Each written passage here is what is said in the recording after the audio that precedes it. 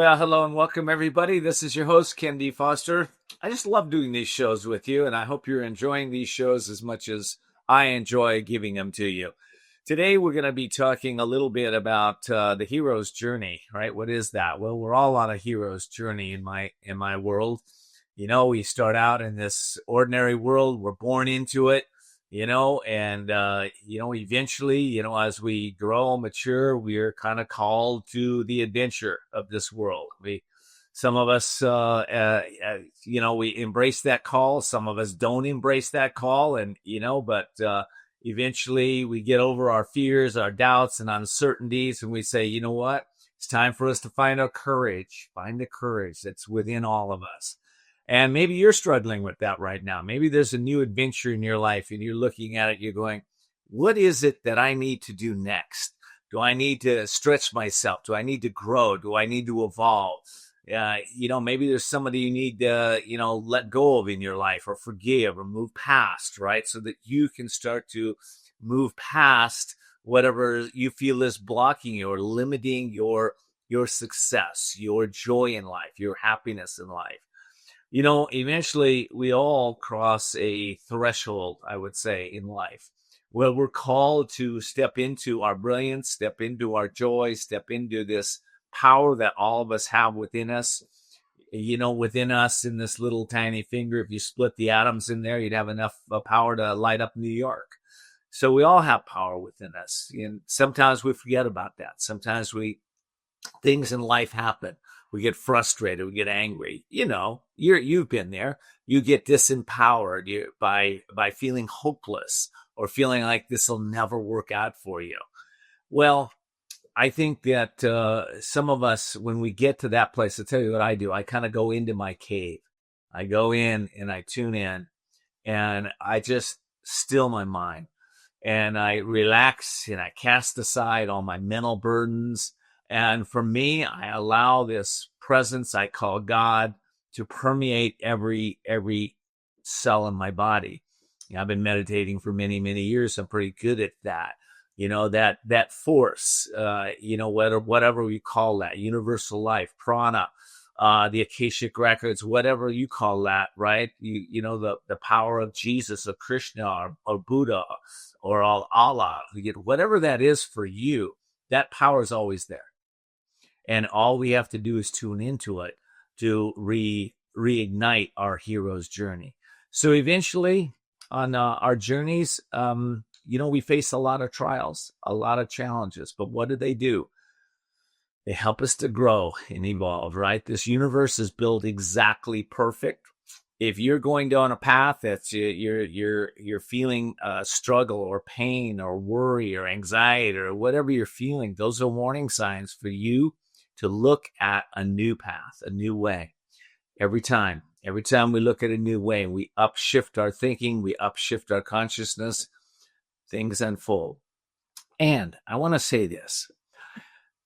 It's so important to understand our history because the history of our nation, the history of the Pilgrims, the Native Americans, the history of the settlers.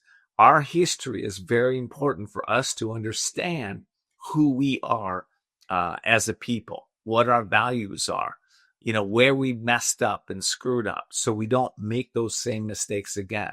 So whether it's the history in your family or whether it's the history of the nation or your community, it's important to understand that. In my world, if you start to understand history in a greater and greater way, you understand ourselves. It makes life easier to live.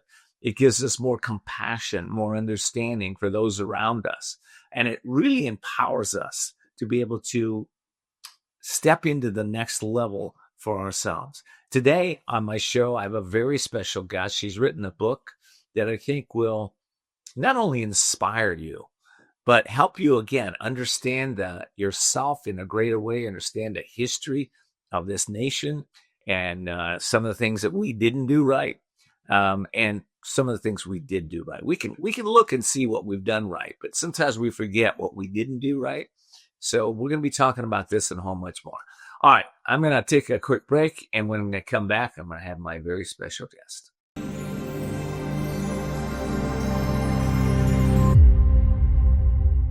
Whether because of discomfort, lack of mobility, your lifestyle, or occupation, you sit inactively way too many hours a day. Introducing Ellipse, the premium quality automatic seated exerciser that strengthens legs, increases mobility, and boosts circulation without physical strain or impact. It is so quiet that none of my coworkers even know I'm using it. Strengthen and tone your legs, increase your mobility, flexibility, and balance. Plus, stimulate healthy circulation. My joints feel better, my knees feel better, my back feels better. It makes me feel stronger too. Perfect for home therapy. Whisper quiet to use while you work. My circulation is moving, I'm burning calories, and it makes me feel energetic. Call now and order Ellipse, the seated exerciser that strengthens legs, increases mobility, and boosts circulation. Call and get upgraded to the Deluxe Bundle. Get the faster motor or 5 miles of steps per hour, the step counter, the sport mat, and wireless remote. Call now.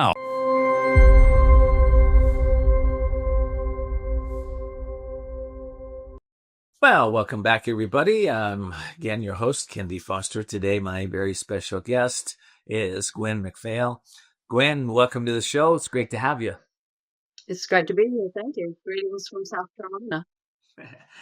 Well, today we're going to be talking about your book and the journey that led you to this. For those of you that don't know Gwen, her latest work is an opportunity to reflect on our past and our present, to draw from the well of history and uncover life lessons that resonate more profoundly than ever in today's world.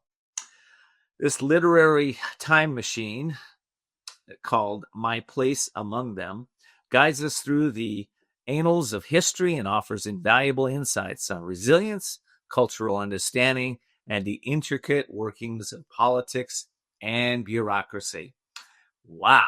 Okay. Well, we are at the right place at the right time to discuss this work. So, Gwen, what inspired you to write this one? Well, there's a long family story affiliated with the book. My great-grandfather was actually a teacher in the Bureau of Indian Affairs, and he documented a great deal of what he saw over his career in a story about a young man that he met in his teachings beginning at Pine Ridge Indian Reservation. He was afraid, however, to publish his stories because he was in the system, and he was very much afraid that if the word got out that he had written some of these things, that he might lose his job. So he kept the story close to his heart. He documented as many things as he possibly could. And then when he passed away, the manuscript went to my grandmother, who was his daughter. She was a nurse, an in-home care nurse, and I don't think had a whole lot of interest in book printing at the time. She was married to a man who was actually suffered the results of mustard gas during World War I. She had 2 children. It was the Depression, so things were not easy. And so when she passed away, the manuscript went to my father. My father, who had heard many, many stories about his grandfather, Ralph, and admired him tremendously. He thought he had done wonderful things. He had inspired my father to be a teacher. He wanted to publish it since it was far enough past Ralph's life that it could not have an impact on the family that way. So he worked at it, but it was written during the Victorian era. The wording is was very formal, very difficult to understand in some cases. And over time, the more he worked on it, he struggled with cancer and finally passed away before he was able to finish and submit the book for publication. So he gave it to me and asked me to please make sure that it got done before I passed away. And despite a full-time job, I worked for 31 years as a school teacher, and then committed myself to public service when I retired. Spent a great deal of time in public service. But when COVID came along, I couldn't do without doing this anymore. It had always stayed in the back of my mind that it should be done, and I didn't have an excuse anymore. So I began writing again, and that's how the book was published. I love it. My Place Among Them. I know it delves into the historical events, as you just mentioned, and the impact. How does this impact on the present? Let's talk about that. What I said in the monologue, we really need to understand our history so that we can understand our present, right? So how would you relate the two right now? Well, I think it's very interesting that right now there is a battle across America about education, the education system in America, public education, private education. What is the best way to go? Where's the money to be spent? And I think that it's very important for parents to understand that when your children, if you turn your children over to an entity, whether it's church related, whether it's a public school, even if you do it at home, you must be aware that everything that you do impacts your children profoundly for their future. And that is the story of the Native Americans, the indigenous people of America, and it's certainly relevant today as we decide what to do. Well, it's so relevant, and I have three daughters. Two of them homeschool their children, and so they can they're pretty much in control of the values that are imprinted on those little children's minds. But I think what you said is very true. With people today, we've relied so much on the schools instead of relying on the family like we used to. For education that, people are surprised. Wow, my kid comes home, they don't have the same values as I do. Well, duh, right? I mean, you turn them over to an institution. You might want to know what the values of that institution are before you turn them over to that organization. And especially as we push for younger and younger children to be enrolled in the school programs. 100%. And I don't know, if schools, maybe you can enlighten me. Do schools, have somewhere where they list out their values, they list out what they're going to, the curriculum that they're going to be teaching these children, K through 8, I think is, I think that's really important, just as it is even in the higher grades. It is. And there's always the public listing of the basics. What do you cover in first grade? What do you cover in second grade? What do you cover in third grade? But there's no way to know what an individual teacher's core values are unless you spend time in the classroom talking with that teacher, talking with your child about what they did in class, asking questions, spending time delving into how are they feeling? What are they expressing after a day of lessons? If you don't do that, you don't know what is happening. You don't know. There's two questions that I've used for the last 30 years to hire my teams. And the two questions are this, what about success, right? And you could ask it, what about success in the classroom, Miss Teacher, is important to you? And the other question I ask is, what about life is important to you? Why? Because I want to know their values. I want, and it doesn't mean I won't hire somebody if they don't have the right values. But if you listen to somebody's values by asking those two questions, you can start to get a real good feel of what they value and what they value for your child in the classroom. I think we need to, take more. Here's the thing, in Idaho, I have a state senator up there. His name is a former state senator. His name is Stephen Thane. And Stephen has been in the education, pushing bills for education up in Idaho for the last 2 decades. And he just got one through where the children in high school each get a grant. I think it's $4,000 or $5,000, based on some performance they can do. But that's for every kid in the state. Now they're passing, they just passed a bill up there that I think it's 5,000, that if you're homeschooling your children or what have you, they're going to give you, money to the parents, not to the schools. They're going to give it to the parents. So the parents are empowered, and that's what they're trying to do. Put core values back into or support the core values of the parents to teach their children. Yeah, that argument has gone on quite a while here in South Carolina. They call them school vouchers. They want to be able to pay the parents who don't want their children in the public schools the equivalent of what would be spent on that child in public school. But there's a tremendous pushback against it. So it's done in some counties. A lot of it depends on the budget. A lot of it depends on how much interest is in the parents, because in this fast-paced world where money is in demand, so many parents, both of them work away from home.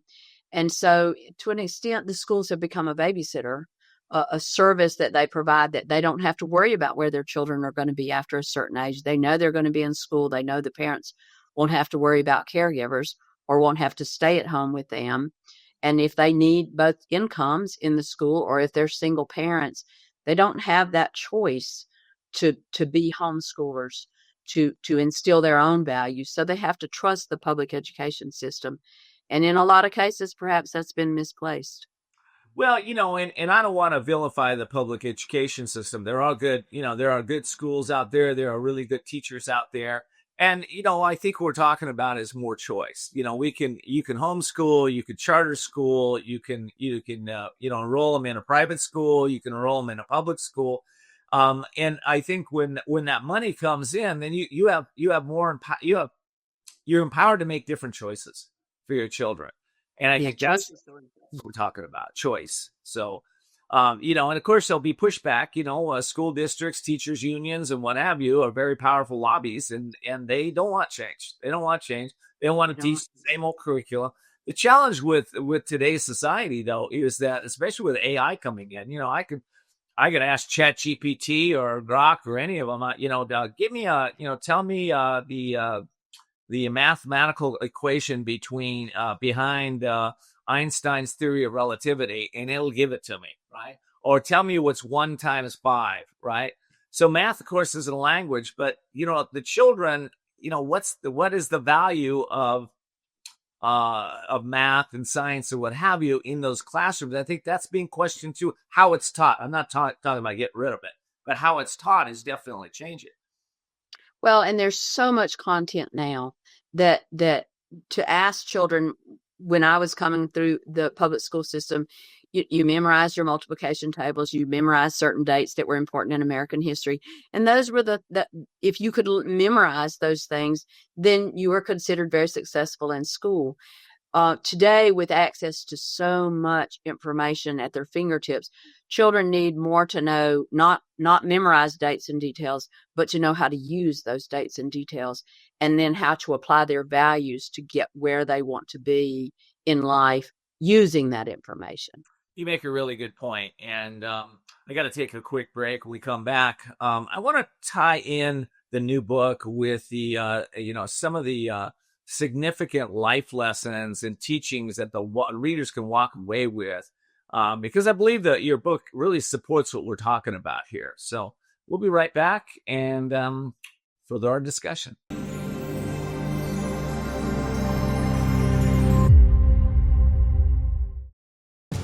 Imagine this is your money and someone wants to take it from you. Who is it? The IRS.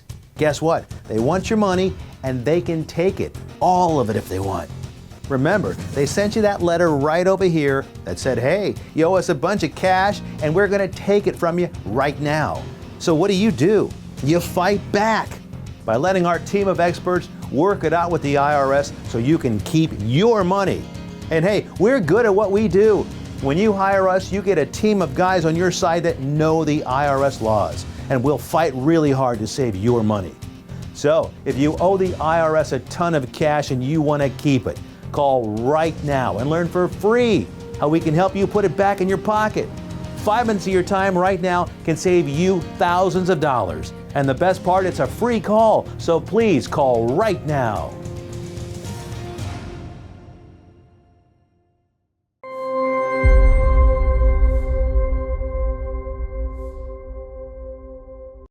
Well, welcome back, everybody. This is your host, Ken D. Foster. I want to let you know that if you would like to never miss a show, or more importantly, be able to pass these shows on to your family and friends, go ahead and subscribe to our YouTube channel. That'll help you to be able to do that. So we hope you'll subscribe there on our YouTube channel. All right, back to my guests. Gwen, okay. By the way, I really love what you had to say about, it's not so much about memorization anymore, but it's about learning how to use the tools, the information, and what we have available.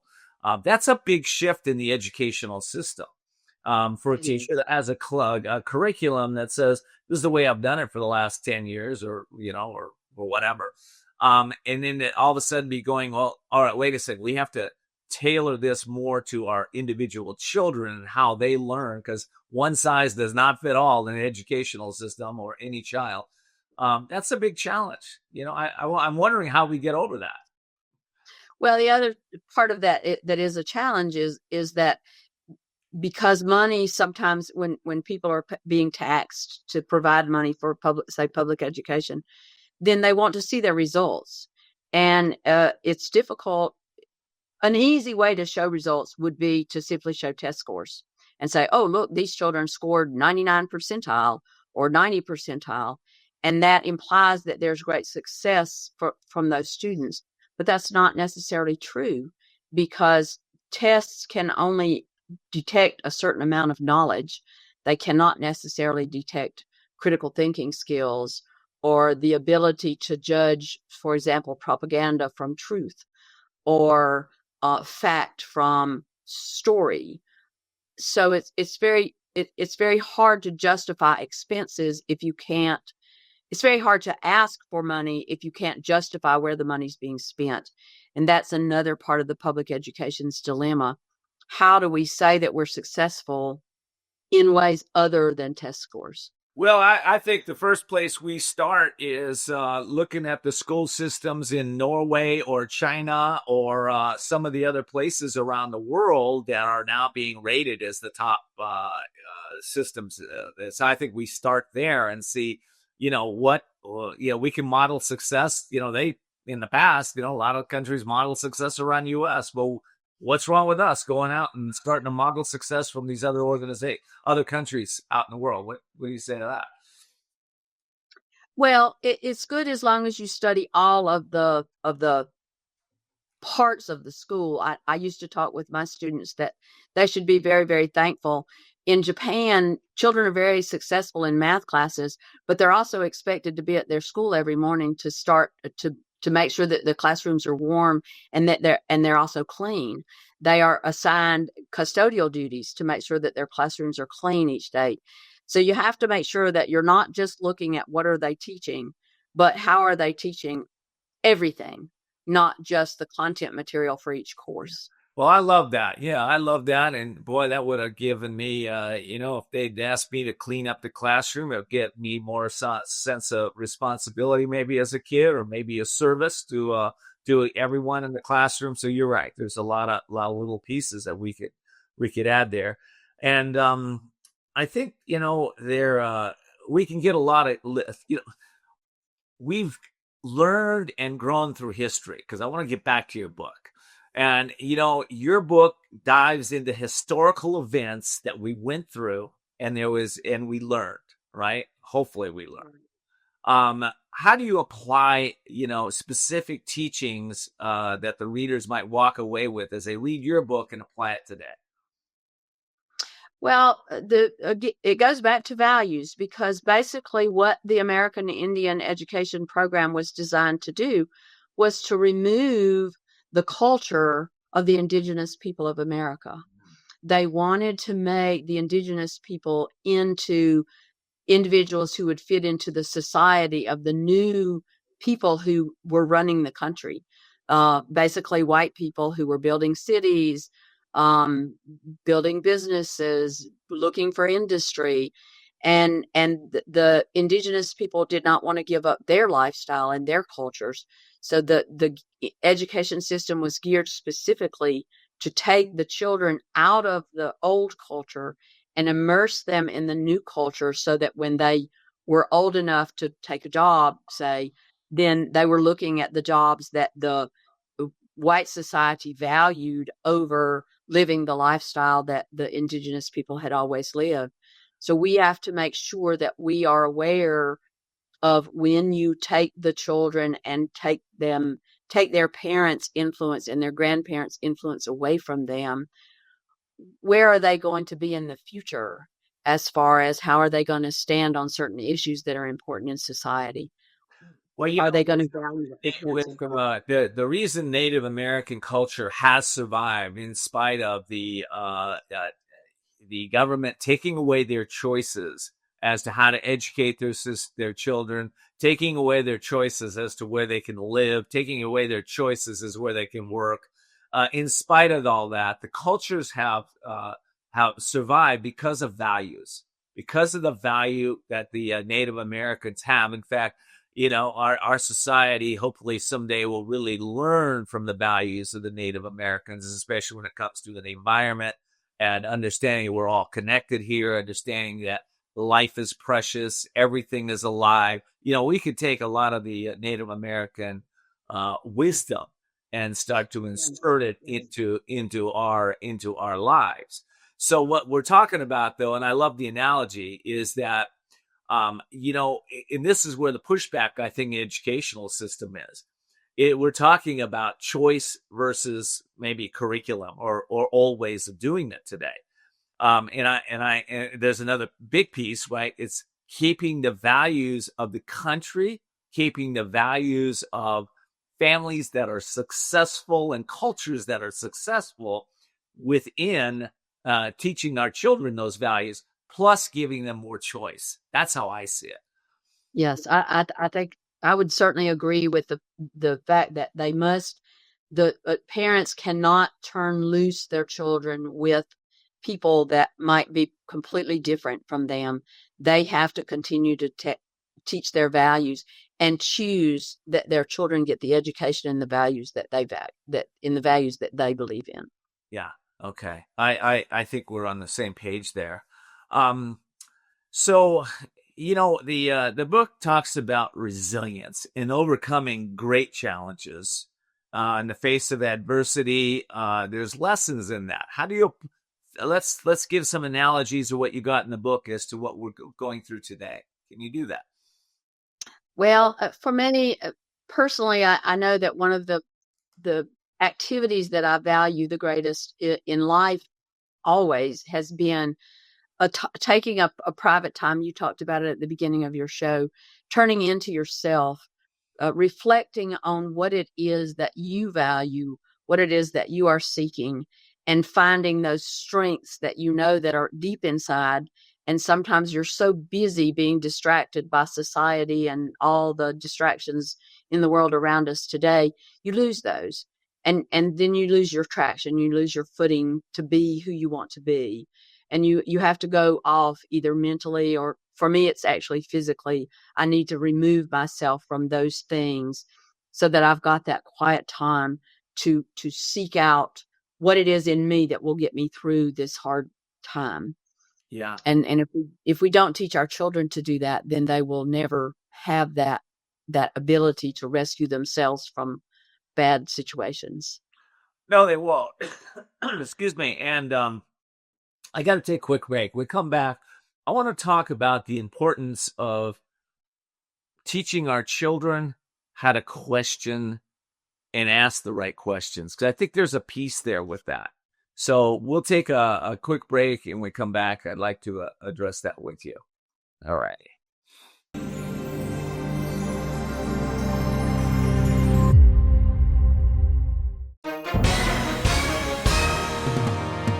Hi, everyone watching at home.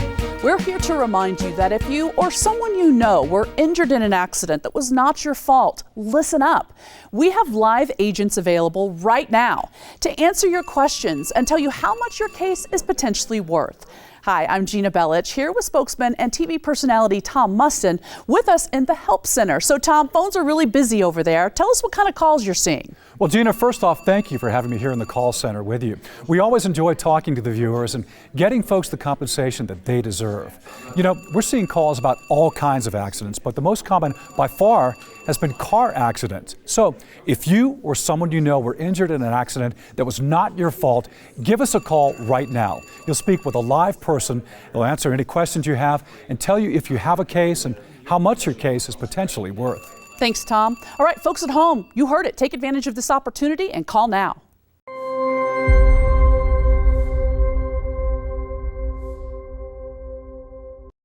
Well, welcome back, everybody. This is your host, Ken D. Foster. I'm talking with Gwen McPhail. Her new book is My Place Among Them. And you can get that book where, Gwen?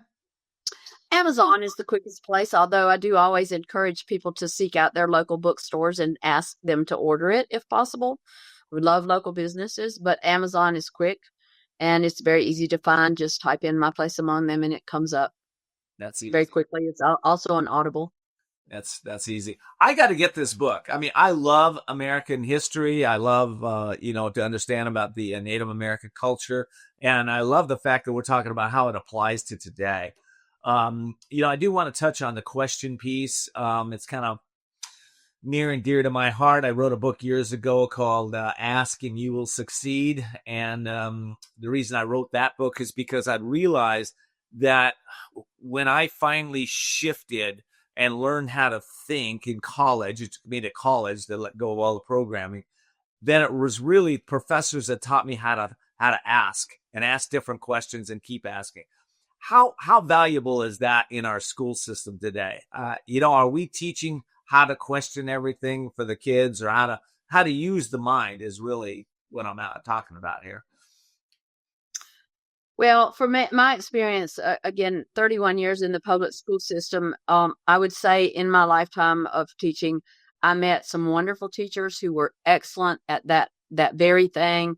I had some teachers, my 10th grade English teacher, literature teacher, was phenomenal at challenging us to read things that were difficult to understand and come back and talk about what we saw versus what maybe the girl who sat 2 rows over from me, who perhaps had a different culture in her lifetime.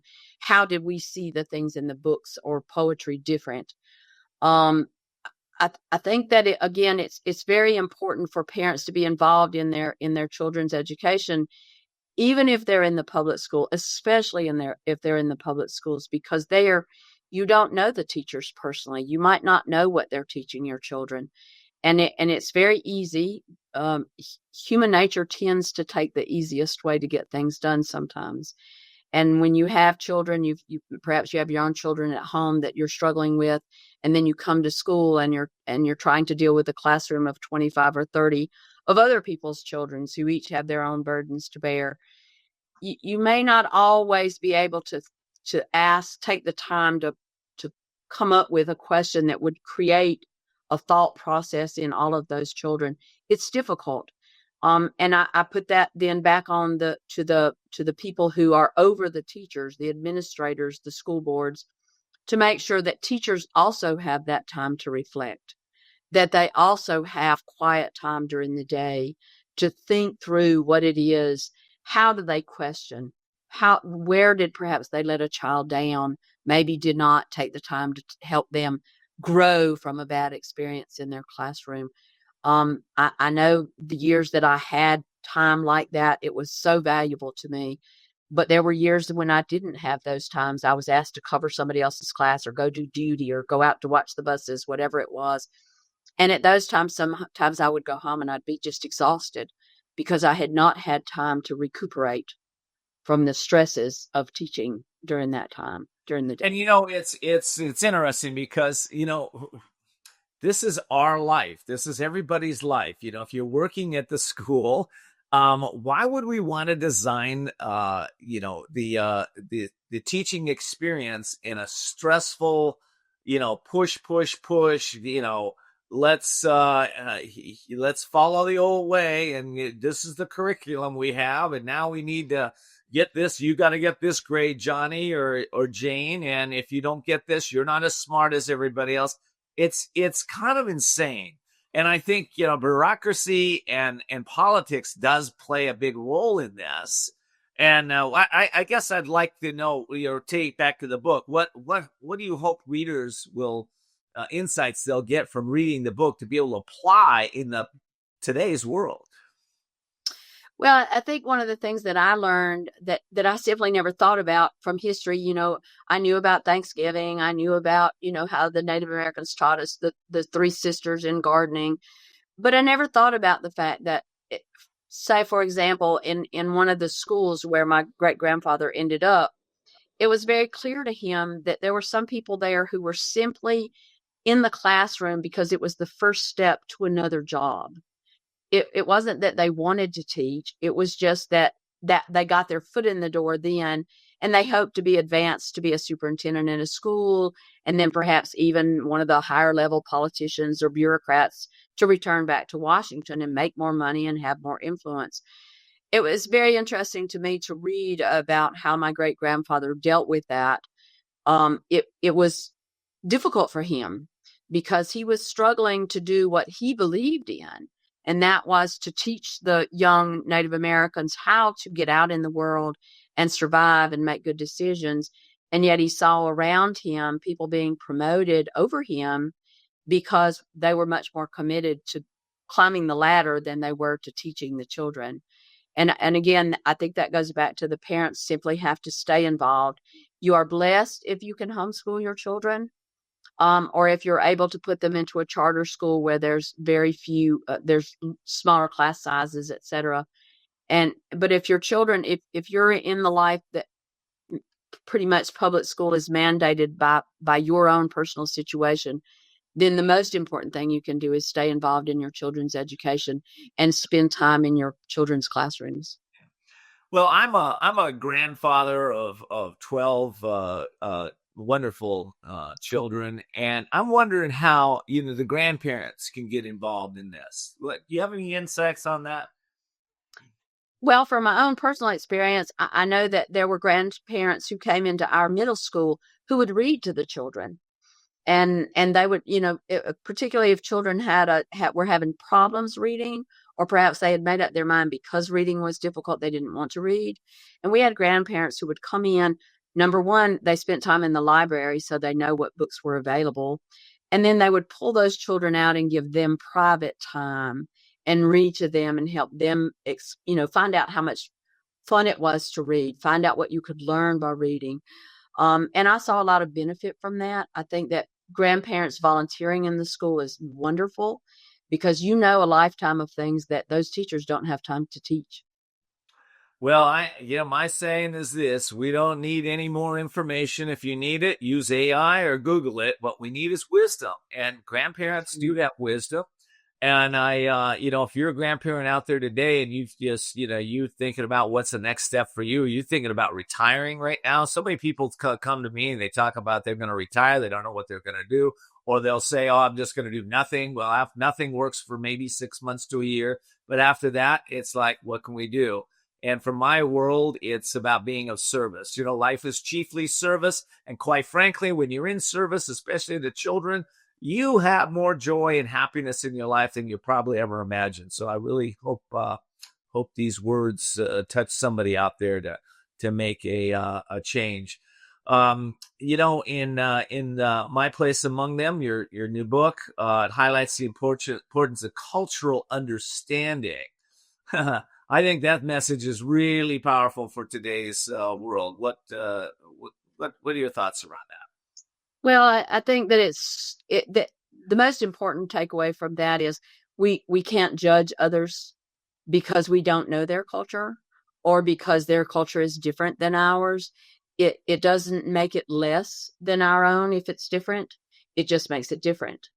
And we need to at least be willing to understand and listen to the values of other cultures, so that we don't judge and cut them off, because there's value for them too, for all of our children. There's, like you said, there are cultural values from the indigenous people about not destroying the land, not damaging the land, that we could all learn from, certainly. And that is something that if you don't understand it or accept it, you're shutting out something that's of great value to you and your children. The title of the book, we're putting the book on the screen right now for my listening audience, My Place Among Them. You can get that on Amazon. My Place Among the World, among them.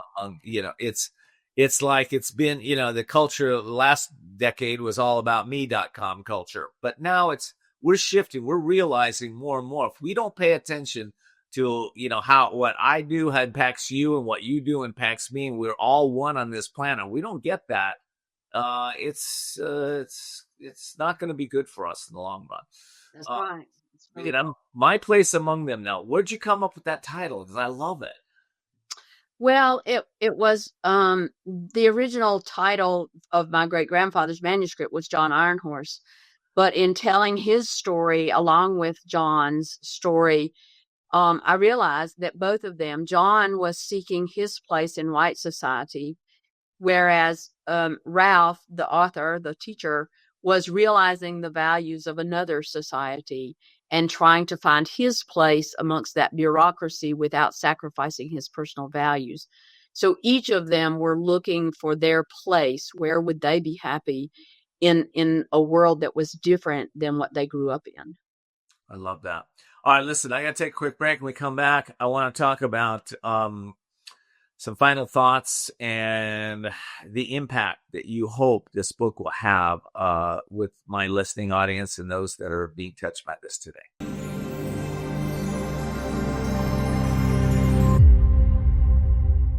Hi, folks. Joe Namath here. Did you know that I wear hearing aids? I love my hearing aids, and I am here to help you get a deal on the same brand I wear. Don't waste thousands on expensive hearing aids when you can get MD Hearing's revolutionary Neo hearing aids for just $297 a pair. The Neo is a true hearing aid, not an amplifier. With rechargeable technology many customers say is superior to more expensive models. And you can get 2 Neo hearing aids with a 45-day risk-free trial, free shipping, and free lifetime US-based support for only $297. The Neo is nearly invisible with its tiny in-the-ear canal design. Call my friends at MD Hearing and get the over-the-counter hearing aids that I use for you. Call now and get not 1 but 2 Neo hearing aids for just $297. 800-789-7885. Again, that's 800-789-7885.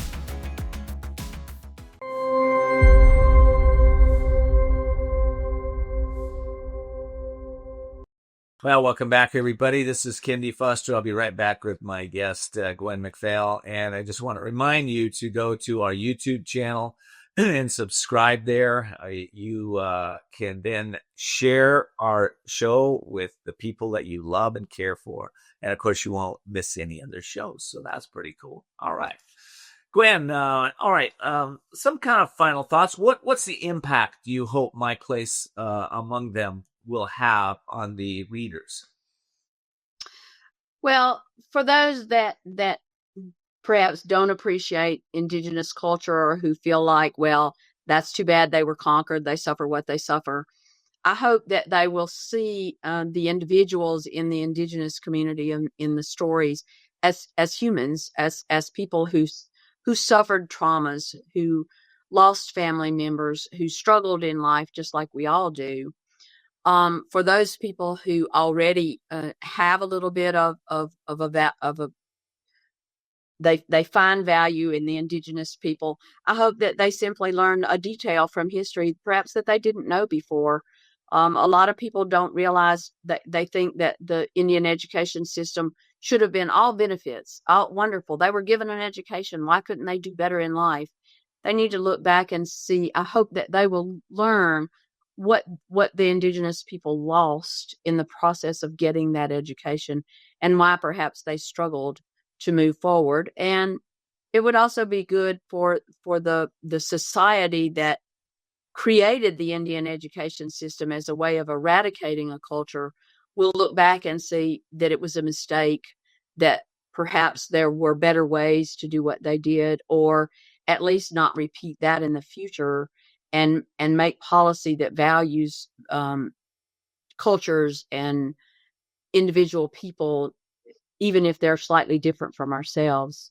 I couldn't agree with you more. I think that the embracing our cultures is so important, because when we can embrace each culture that we have, especially in this nation, around the world, it gets rid of the hatred. It gets rid of the misunderstanding. It gets rid of the I'm I'm white and you're brown. I'm smart and you're dumb. I'm this and you're. We start to level that field and understand that all of us are connected together, and that we're all one. If we really want to thrive in our nation, thrive in our world, we have to let go of some of the old myths of the past, and we have to learn from the past. That's really what Gwen is talking about. Learn from the past. But if you don't know the past, how do you learn from the past? That's why I think these books is so important. I'm so glad you've come on my show. Final thoughts from you, Gwen, to the audience. What any final thoughts for them? Well, I hope you've got enough interest to purchase the book. If you've read it and enjoy it, please pass it on. Share it with other people. And I hope that everybody can learn to value each other and move forward in society so that we end up with a better world than we had before. Yeah. And get involved in your schools, get involved with your children, get involved with understanding that there is choice today. Empower your legislatures out there that are helping to empower parents and families. Help those bills get passed. I think that gives all of us more choice. And we need it. If this country's going to change, if it's going to be great again, we need to start at the very basics, which is our education of our children.